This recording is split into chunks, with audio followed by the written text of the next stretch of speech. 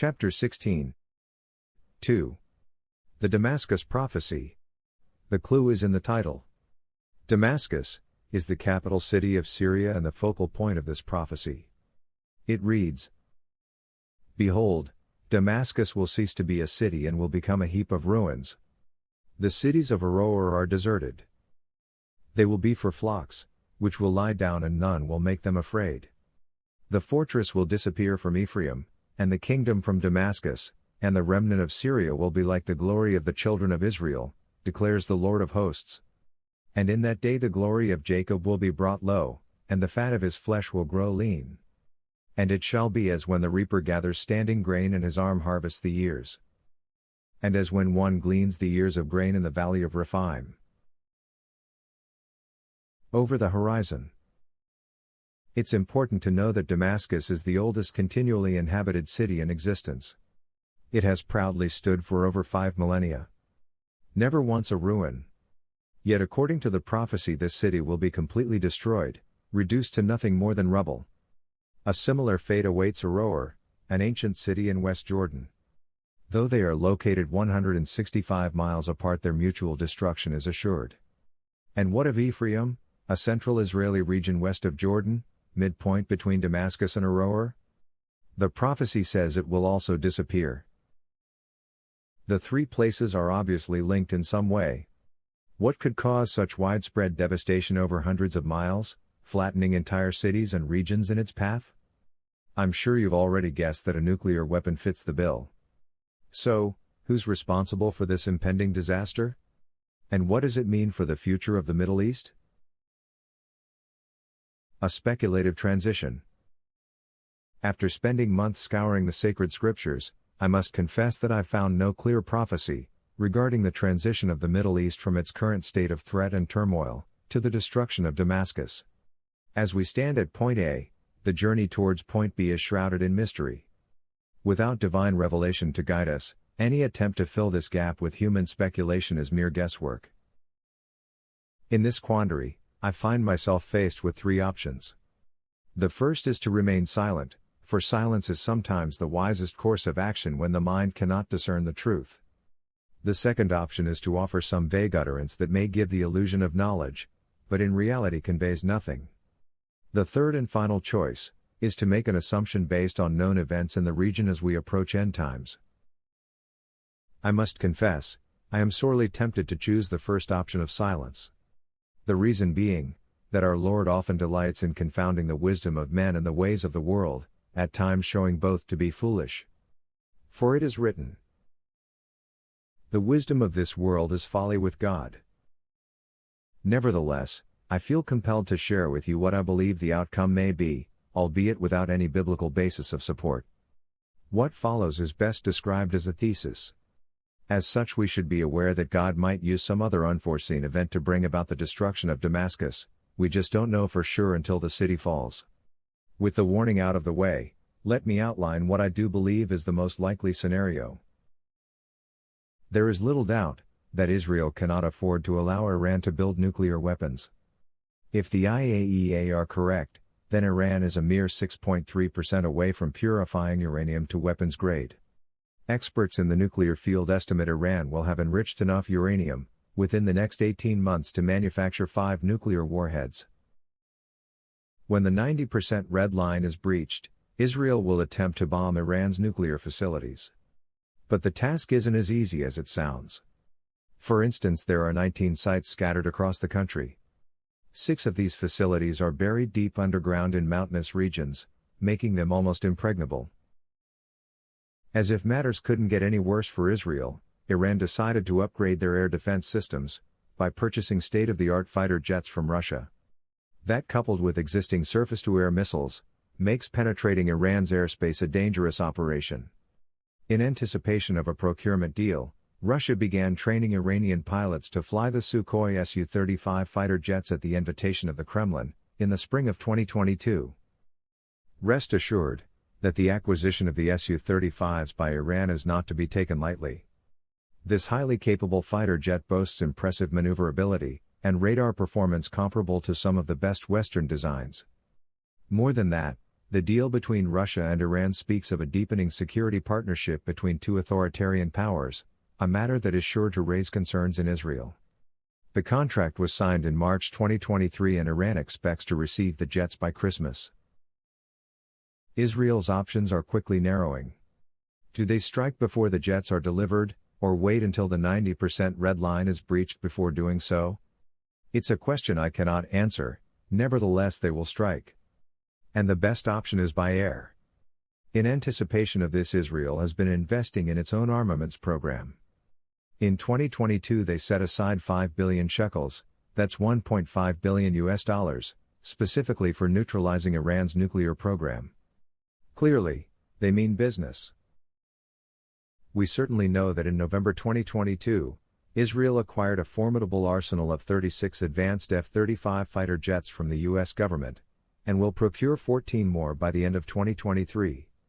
Moreover, they have altered their munitions bays, enabling them to carry the bunker-busting GBU-57 bombs, which they purchased from the U.S. in 2020. The adjustments will also allow them to fit the more effective GBU-72 Advanced 5K penetrator, which they're expected to purchase from the U.S. government shortly. From a prophetic viewpoint, if Israel does attack Iran, they will succeed. I say this with some confidence as prophecy says Israel will suffer during end times, but they will not be totally destroyed. This can only be fulfilled if Iran fails to build a nuclear weapon. Regardless, we can be certain of one thing: when Israel strikes, Iran will retaliate with vengeance. Proxy war. It is not a question of Iran retaliating against Israel, but rather how they will do so. Sending their own planes on bombing sorties is a risky business that could result in significant losses. Instead, it is more likely that they will continue to back terrorist organizations like Hamas, Hezbollah, and the Palestine Islamic Jihad, PIJ, to do their bidding. These groups have been engaged in a proxy war on Iran's behalf for years, with Iran supplying missiles that are regularly fired into Israel, from mobile platforms in Syria, Lebanon and the Gaza Strip. In fact, over 7,154 missiles have been launched into Israel by these groups since the beginning of 2018 alone. As recently as March 2023, Iranian missiles were found hidden in humanitarian aid shipments, destined for Turkey and northern Syria following a devastating earthquake earlier in the year, which killed over 50,000 people. The armaments, which the Israelis destroyed on the ground at Aleppo airport in Syria, were destined for Hezbollah. It is clear that Iran will stop at nothing to achieve their objective, even if it means using deceitful tactics to conceal their true intentions. As we assess the situation, we cannot overlook Israel's proactive measures to counter the ongoing threat posed by Iranian-backed terrorist groups.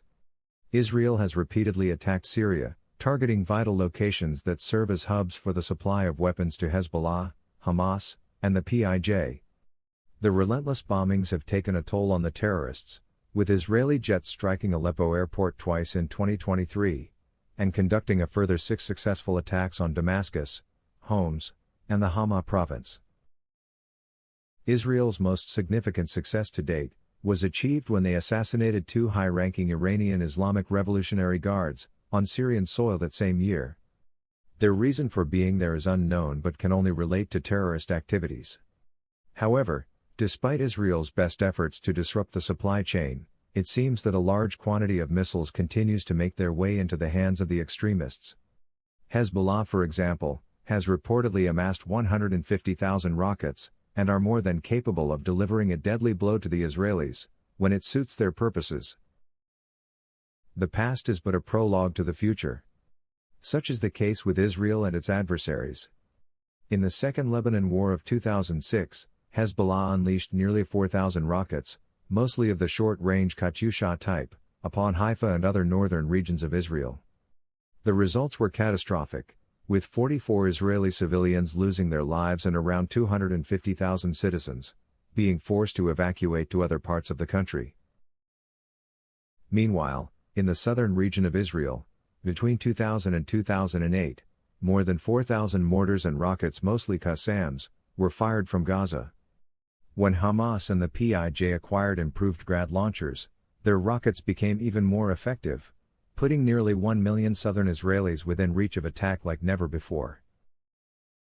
Israel could not remain passive in the face of such threats, which saw the advent of the Iron Dome, developed by Rafael Advanced Defense Systems, a leading Israeli defense company. This effective mobile air defense system was first deployed in 2011 to counter short-range rockets and artillery shells being fired into the country. It is capable of detecting, analyzing, and intercepting a range of incoming threats, including Sea-Ram precise guided missiles, cruise missiles, unmanned aerial vehicles, and air-breathing threats, to name a few. Indeed, the Iron Dome is one of the most advanced and effective systems of its type in the world. Although it is not perfect, it has successfully intercepted and destroyed over 90% of all incoming projectiles. The effectiveness of the Iron Dome system notwithstanding, remains vulnerable to the immense stockpile of missiles that Iran has already supplied terrorist organizations in the region. Should these groups launch a sustained attack against Israel, firing all their missiles over a prolonged period, then the Iron Dome would inevitably be overwhelmed. If such a scenario happened, then Israel would face dire consequences. This is where prophecy once again comes into play, as it states, "The fortress will disappear from Ephraim, declares the Lord of hosts. And in that day the glory of Jacob will be brought low, and the fat of his flesh will grow lean. And it shall be as when the reaper gathers standing grain and his arm harvests the ears, and as when one gleans the ears of grain in the valley of Rephaim." Ephraim is the ancient biblical name for the central region of Israel. And the fortress no doubt refers to multiple military bases scattered across this area. On top of all this, Ephraim is also one of the most densely populated regions in the country. It is interesting to note there are no Islamic religious sites located in central Israel. Nor are there any large Arabic populations, making it the perfect area to attack as far as Iran is concerned. If Iran and their proxies target this area, Jacob, meaning Israel, will indeed be brought low. The death toll will be like reaping when one gleans the ears of grain. Nothing much will remain and the fortress will disappear.